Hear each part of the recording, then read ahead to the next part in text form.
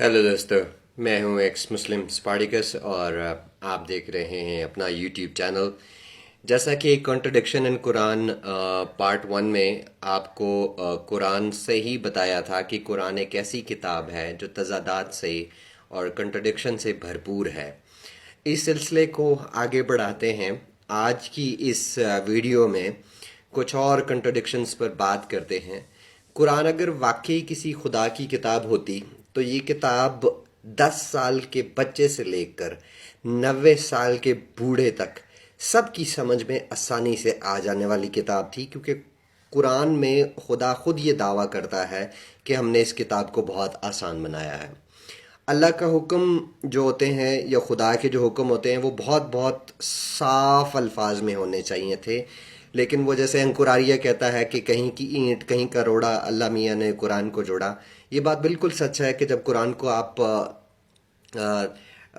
एक तनकीदी नज़र से पढ़ते हैं, अकीदत की पट्टी उतार कर पढ़ते हैं, तो ये बात आपको सामने आती है कि ये किसी खुदा की किताब नहीं बल्कि तज़ादात और कॉन्ट्रडिक्शन से और गलतियों से भरपूर किताब है। मुसलमान बेचारे कुरान की तशरीह करते करते 73 फ़िरके बना बैठे हैं। कुरान किसने लिखा, क्यों लिखा, ये जानने के लिए सत्या सनातन चैनल पर रियल हिस्ट्री ऑफ इस्लाम की मेरी सीरीज़ देखते रहिए। चलें आपको कुछ और कंट्रडिक्शंस बताता हूँ कुरान की। मैंने कुरान से पूछा, कुरान ज़रा ये बताना कि सबसे पहला मुसलमान कौन था। कुरान ने सूरह अल-राफ की आयत 143 में जवाब दिया कि सबसे पहला इंसान मुसलमान मूसा था। दिल को तसल्ली हुई कि चलो कुरान के पास किसी बात का तो जवाब है, लेकिन मेरी तसल्ली ये बहुत थोड़ी देर रही और कुरान ने सूरह ज़ुमर की आयत 12 में मोहम्मद को पहला मुसलमान करार दे दिया।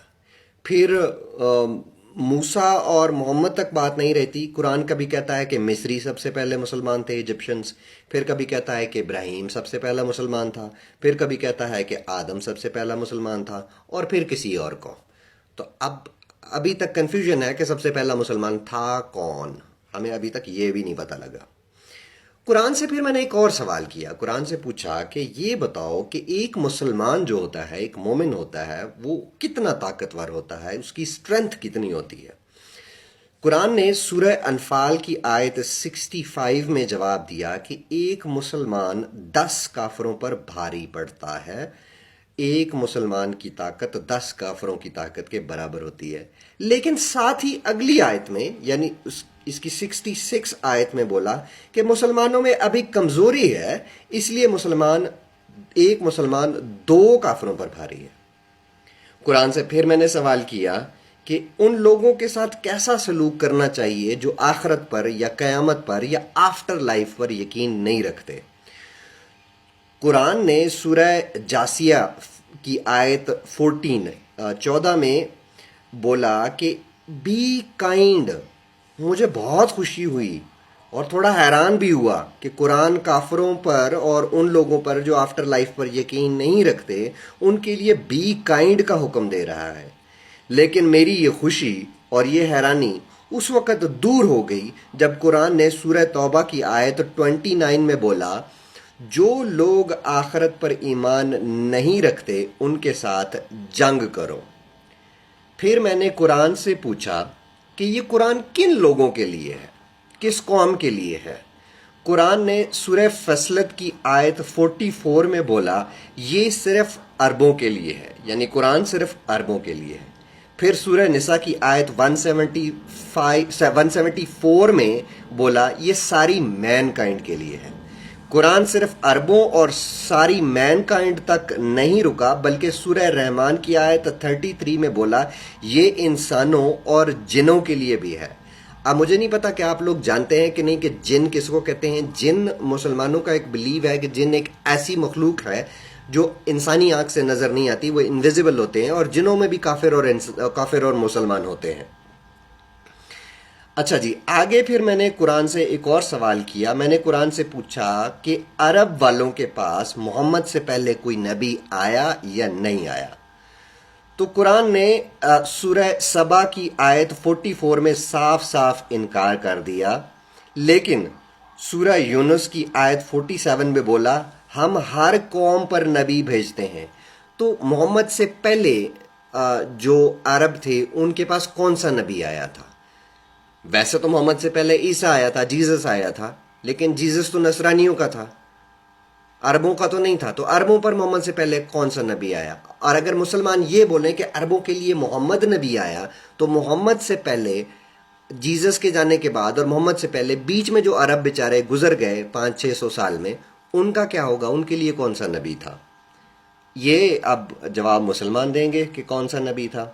پھر میں نے قرآن سے پوچھا کہ جو قوم عاد تھی اس کو ڈسٹروائے کرنے میں کتنے دن لگے خدا کو؟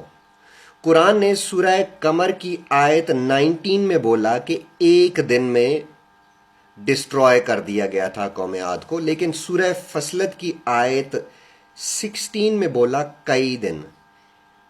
ایک دن میں تباہ کیا یا ایک سے زیادہ دن لگ گئے؟ ابھی تک اس بات کا کوئی پتہ نہیں چلا۔ قرآن سے پوچھا خدا کتنے ہیں، کتنے کریٹرز ہیں؟ قرآن نے سورہ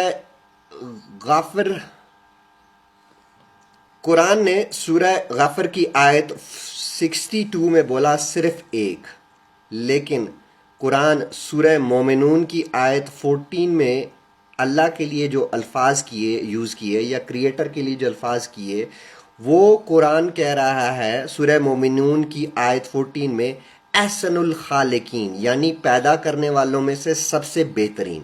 اگر خالق کا مطلب ہوتا ہے کریٹر،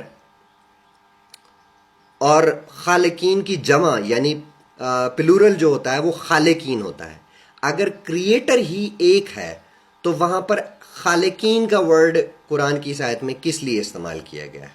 تو اس سے یہی اشارہ ملتا ہے کہ شاید قرآن کا جو مصنف ہے، جو قرآن کا رائٹر ہے، وہ شاید یہ سمجھتا ہے کہ کریٹر ایک سے زیادہ ہے، یعنی خدا ایک سے زیادہ ہے۔ چلیں آج کی ویڈیو کو یہیں ختم کرتے ہیں، ملتے ہیں کسی اور ویڈیو کے ساتھ، کسی نئی اسلامی بونگی کے ساتھ۔ آخری میسج آپ سب کے لیے یہی ہے، اسلام چھوڑیں، انسان بنیں۔